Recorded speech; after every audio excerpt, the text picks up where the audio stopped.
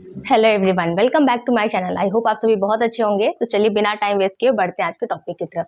आज हम लोग एक और स्टेप सीखने वाले हैं। जो हमने हाइड्रोलिसिस ऑफ अल्काइल हैलाइड के बारे में पढ़ा था, हमने काफी सारे पॉइंट्स को डिस्कस किया था। जैसे मॉलिक्यूलैरिटी के बारे में हमने पढ़ा था, प्लस हमने शिफ्टिंग के बारे में पढ़ा था, रीअरेंजमेंट के बारे में पढ़ा था। एक पॉइंट हमारा रह गया है जो कि है स्टीरियोकेमिस्ट्री। Stereochemistry of SN1। अब इसको थोड़ा सा समझ लेते हैं, स्टीरियो केमिस्ट्री ऑफ SN1 क्या है। तो यहाँ पर आप देखिए, यहाँ पर जो हमारा कार्बोकैटायन फॉर्म हो रहा था, इस कार्बोकैटायन की हाइब्रिडाइजेशन क्या है, sp2। ठीक है, क्योंकि कार्बोकैटायन का हाइब्रिडाइजेशन क्या होता है, sp2। और sp2 हाइब्रिडाइजेशन होता है तो उसकी ज्योमेट्री कैसी होती है, ट्राइगोनल प्लेनर होती है। तो अगर इसके लिए अगर हम बनाए तो कुछ इस टाइप का ही तो फॉर्म होगा। यहाँ पर आपका वैकेंट ऑर्बिटल हो जाएगा, ये आपका कार्बोकैटायन है। ठीक है, तो एक ट्राइगोनल प्लेनर ये बन रहा है। अब स्टीरियोकेमिस्ट्री ऑफ SN1 में आपको क्या जानना है कि जब जैसे यहाँ पर कोई न्यूक्लियोफाइल आकर अटैक कर रहा है, जैसे यहाँ पर हमने लिया था कि H2O हमारा एज अ न्यूक्लियोफाइल आकर अटैक कर रहा है, तो वो न्यूक्लियोफाइल जो है H2O जो है वो कहाँ से आकर अटैक करेगा। अगर हम सपोज करते हैं कि क्लोरीन हमारा यहाँ पर था, ठीक है, ये क्लोरीन हमारा यहाँ पर था। अब जब ये क्लोरीन यहाँ से निकल रहा है, ठीक है, न्यूक्लियोफाइल ये हमारा क्लोरीन था, क्लोरीन हमारा यहाँ से निकल जाता है। तो जब ये क्लोरीन निकल जाएगा तो जो हमारा न्यूक्लियोफाइल आकर अटैक करेगा, यानी H2O अटैक करेगा, तो वो कहाँ पर आकर अटैक करेगा, वो उसके पास क्या क्या पॉसिबिलिटीज हैं। या तो वो यहाँ ऊपर से आकर अटैक करेगा, या तो वो यहाँ नीचे से आकर अटैक करेगा। ठीक है, तो अगर न्यूक्लियोफाइल आपका अटैक कर रहा है ऊपर से, यहाँ पर आकर अटैच हो रहा है जहाँ से क्लोरीन निकला है हमारा, तो हमारा कुछ इस टाइप का स्ट्रक्चर फॉर्म हो जाएगा। ठीक है, यहाँ पर हमारा न्यूक्लियोफाइल आकर अटैच हो जाएगा। क्लियर है इतनी चीजें। या फिर क्या हो सकता है, दूसरी सिचुएशन क्या हो जाएगी कि जो हमारा न्यूक्लियोफाइल है वो पीछे से आकर अटैक करे, यहाँ नीचे से। ठीक है, तो न्यूक्लियोफाइल हमारा यहाँ पर अटैच हो जाएगा। तो जब ये क्लोरीन की पोजीशन अगर हमने मानी कि यहाँ पर थी और सेम जगह पर आकर आपका न्यूक्लियोफाइल अटैच हो रहा है, तो इसका कॉन्फ़िगरेशन जब यहाँ पर क्लोरीन था, ठीक है, और यहीं पर आकर आपका न्यूक्लियोफाइल अटैच हो रहा है, तो इसको हम क्या बोलते हैं, R। इनैंशियोमर्स के बारे में आपने पहले पढ़ा हुआ है ना, तो ये क्या हो गया, R इनैंशियोमर्स हो गया। और अगर वही न्यूक्लियोफाइल आपका आकर नीचे की डायरेक्शन में, अपोजिट डायरेक्शन में अटैच हो रहा है, तो उसको क्या बोलते हैं, S इनैंशियोमर्स। इनैंशियोमर्स आपको क्लियर है टर्म, ये क्या है, इनैंशियोमर्स। इनैंशियोमर्स आपके क्या होते हैं, बेसिकली ये पेयर ऑफ मॉलिक्यूल्स होते हैं जो कि दो फॉर्म में एग्जिस्ट करते हैं। ठीक है, और वो दोनों एक दूसरे के मिरर इमेजेस होते हैं, लेकिन दोनों एक दूसरे को सुपर इम्पोज नहीं करते। बस इन दोनों में यही डिफरेंस है। जैसे सेम आपकी जो प्लेस थी क्लोरीन की, वहीं पर जब आकर अटैच हो गया न्यूक्लियोफाइल आपका, तो ये हो गया R इनैंशियोमर्स। मतलब अगर दोनों की डायरेक्शन जैसे क्लॉकवाइज है, आप ऐसे समझिए, अगर क्लॉकवाइज है डायरेक्शन एरो की, तो वो हो गया R इनैंशियोमर्स। वहीं अगर एंटी क्लॉकवाइज है डायरेक्शन एरो का, तो क्या हो जाएगा, वो S इनैंशियोमर्स। तो यही होती है चीज। अब यहाँ पर देखिए, जब यहाँ पर क्लोरीन का जो पोजीशन था वहीं पर आकर न्यूक्लियोफाइल आपका अटैच हो रहा है, मतलब उसका जो प्लेस था वो रिटेन कर रहा है, सेम जगह पे हो रहा है, तो उसको हम क्या बोलते हैं, टर्म रिटेंशन। ये तो पढ़ा है आपने पहले भी।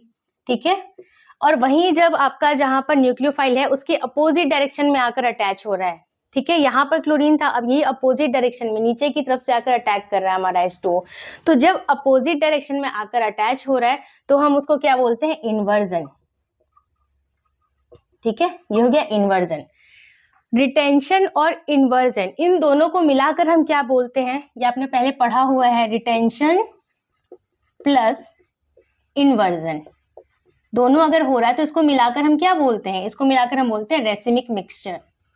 रेसिमिक मिक्सचर, तो आपने पहले पढ़ा हुआ होगा कि SN1 में क्या होता है, रेसिमिक मिक्सचर फॉर्म होता है, तो उसके पीछे कारण है यही। लेकिन यहाँ पर जो रिटेंशन हो रहा है और इन्वर्जन हो रहा है, वो इक्वल, उसका जो पोर्शन होगा वो इक्वल नहीं होगा। रिटेंशन का जो प्रोडक्ट यहाँ पर बनेगा वो थोड़ा सा कम बनेगा, और इन्वर्जन का प्रोडक्ट जो बनेगा आपका, वो उसका पोर्शन थोड़ा सा ज्यादा होगा, वो थोड़ा ज्यादा बनेगा। यानी रिटेंशन यहाँ पर जो है, ऐसे हम मान लेते हैं, रिटेंशन यहाँ पर कम बनेगा, यानी लेस देन 50% बनेगा।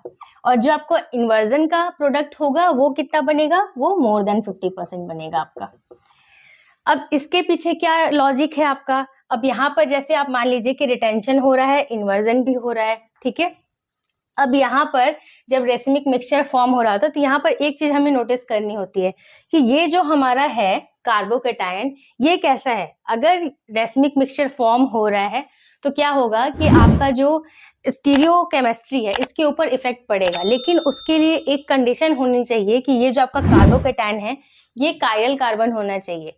कायरल कार्बन, ये टर्म मैं यहाँ पे बता देती हूँ आपको। कायरल कार्बन ये आपने पहले भी पढ़ा है। कायरल कार्बन मतलब जैसे जो ये कार्बन है ना आपका, इसकी जो 4 वैलेंसी है, चारों वैलेंसी डिफरेंट डिफरेंट होनी चाहिए। जैसे मान लीजिए यहाँ पर आपका मिथाइल लग जाए, ठीक है, मान लीजिए यहाँ मिथाइल लग गया, यहाँ पर आपका इथाइल लग जाए, यहाँ पे आपका अल्कोहल लग जाए, ठीक है, यहाँ पर कोई आपका दूसरा ग्रुप आकर अटैच हो जाए, मतलब जो उसकी चारों वैलेंसी है वो चारों वैलेंसी डिफरेंट डिफरेंट होनी चाहिए, तो उसको हम बोलते हैं कायरल कार्बन एटम। तो यहाँ पर अगर ये कायरल कार्बन एटम होगा तो स्टीरियोकेमिस्ट्री के ऊपर फर्क पड़ेगा। अगर कायरल कार्बन एटम नहीं है तो स्टीरियोकेमिस्ट्री के ऊपर कोई फर्क नहीं पड़ेगा। क्लियर है इतनी चीजें। अब यहाँ पर जो आपका ये प्रोडक्ट बन रहा था, रिटेंशन का बन रहा था लेस देन 50% एंड इन्वर्जन का प्रोडक्ट आपका बन रहा है मोर देन 50%। इसके पीछे क्या लॉजिक है कि यहाँ पर आप देखिए, यहाँ पर जो ये क्लोरीन है, ठीक है, क्लोरीन के ऊपर क्या चार्ज होगा, माइनस चार्ज होगा, और यहाँ पर ये जो कार्बोकेटायन है इसके ऊपर है प्लस चार्ज। तो ये क्लोरीन यहाँ से ये न्यूक्लियोफाइल तो बाहर निकल जाता है हमारा SN1 रिएक्शन के अंदर, बट ये ना कंप्लीटली बाहर नहीं निकला होता है, ये आसपास ही यहीं पर घूम रहा होता है, ठीक है, ये पूरी तरह से बाहर नहीं निकला होता है। तो जब ये पूरी तरह से बाहर नहीं निकला हुआ है, तब जब ये H2O आपका न्यूक्लियोफाइल आकर अटैक करेगा तो वो कहाँ से अटैक करना उसके लिए ज्यादा आसान होगा। अगर वो यहाँ से अटैक करेगा तो इस पे H2O पे भी माइनस चार्ज, क्योंकि वो न्यूक्लियोफाइल है, ठीक है, उसके ऊपर भी माइनस चार्ज, इसके ऊपर भी माइनस चार्ज, और यहाँ पे प्लस चार्ज है, ठीक है। तो ये जब आएगा H2O यहाँ से अटैक करने के लिए तो क्लोरीन उसको रिपेल कर देगा, उसको बाहर, मतलब एक तरह से समझिए कि उसको वो धक्का देके वहां से हटा देगा, ठीक है, वो उसको आने नहीं देगा इजिली। और यहाँ पर क्या, यहाँ पर तो वैकेंट ऑर्बिटल है, ठीक है, यहाँ पे वैकेंट प्लेस है यहाँ पे, तो यहाँ से जब न्यूक्लियोफाइल चाहेगा अटैच होना तो वो इजीली अटैच हो सकता है, क्योंकि यहाँ पर कोई भी आपको दूसरा प्रोडक्ट नहीं दिख रहा जो कि उसको रिपेल करे। तो H2O के लिए कंपैरेटिवली ज्यादा इजी है यहाँ से अटैक करना, है ना। यहाँ से अटैक करेगा तो क्लोरीन उसको रिपेल कर देगा, बट यहाँ पर तो कुछ भी नहीं है रिपेल करने के लिए, तो H2O के लिए ज्यादा इजी है यहाँ से अटैक करना, तो यहाँ से आकर वो तुरंत अटैक कर सकता है। इसलिए जो इन्वर्जन का आपका प्रोडक्ट बनता है वो ज्यादा बनता है थोड़ा, और जो आपका रिटेंशन का प्रोडक्ट बनता है वो थोड़ा सा कम बनता है। तो स्टीरियो केमिस्ट्री के अंदर आपको यही चीजें पढ़नी थी। यहाँ पर रिटेंशन का प्रोडक्ट लेस देन 50% बनेगा और इन्वर्जन का जो आपका प्रोडक्ट बनेगा वो मोर देन 50% बनेगा। प्लस आपको कायरल टर्म भी क्लियर हो गया कि कायरल टर्म आपका क्या होता है, और आपको ये भी क्लियर हो गया एनांशियोमर्स आपके क्या होते हैं। नेक्स्ट वीडियो में हम इसके आगे के जो फैक्टर्स हैं उनके बारे में डिस्कस करेंगे। आई होप आज का वीडियो आपको यूजफुल लगा होगा। इस वीडियो से रिलेटेड कोई डाउट आ रहा है आपके मन में तो आप मुझे कमेंट सेक्शन में पूछ सकते हैं। वीडियो पसंद आया तो इसे लाइक कर दीजिए, और अगर अभी तक आपने मेरे चैनल को सब्सक्राइब नहीं किया है तो प्लीज सब्सक्राइब कीजिए। मैं मिलती हूँ आपसे नेक्स्ट वीडियो में, तब तक के लिए take care and bye bye.